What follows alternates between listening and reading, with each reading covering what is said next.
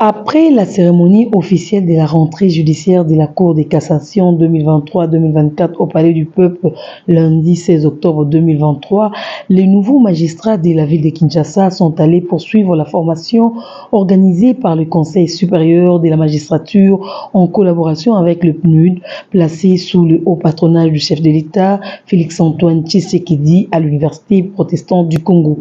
Le directeur général de l'OCEP a animé les modules sur l'éthique de la déontologie et le professionnalisme comme fondement de la lutte contre la corruption dans la magistrature.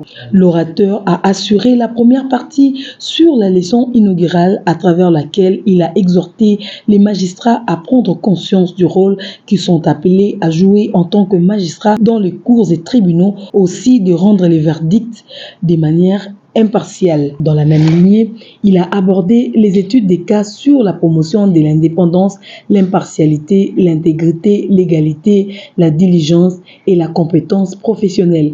Pour clore son propos, le professeur Saint-Augustin Mwindambali s'est penché sur les aspects généraux du code de conduite de l'agent public de l'État.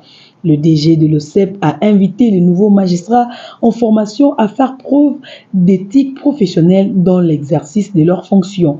Au sujet de la déontologie professionnelle en tant qu'agent public de l'État, Saint-Augustin Mwindambali a rappelé que le code de conduite ne prévoit aucune sanction, mais propose ce qu'un agent public de l'État est appelé à faire.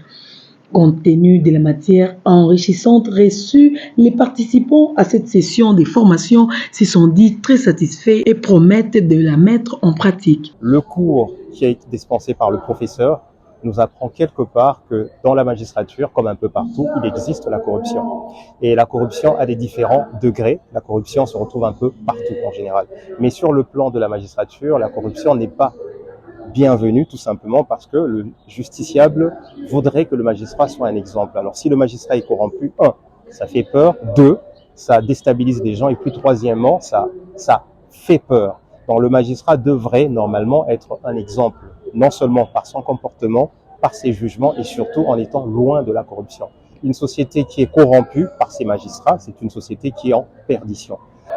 Sur le plan du comportement, le magistrat a beaucoup plus d'obligations, dans le sens où il doit être respectable, il doit éviter des endroits de débauche, le magistrat doit être bien vêtu, ça c'est une façon vestimentaire de parler. Le magistrat doit être quelqu'un qui doit être intègre, le magistrat doit être impartial et le magistrat doit être exemplaire. Il va falloir que nous puissions faire des efforts pour sensibiliser la communauté pour qu'elle comprenne que les actes de corruption freinent l'élan de développement et que la corruption, la petite corruption doit être de plus en plus ignorée, cessée pour que les actions de développement puissent prendre place. Le professeur Saint-Augustin Mwindambali reste engagé et déterminé à accompagner le gouvernement congolais dans la lutte contre la corruption et cela à travers toute initiative qui permettra la sensibilisation au grand nombre de Congolais.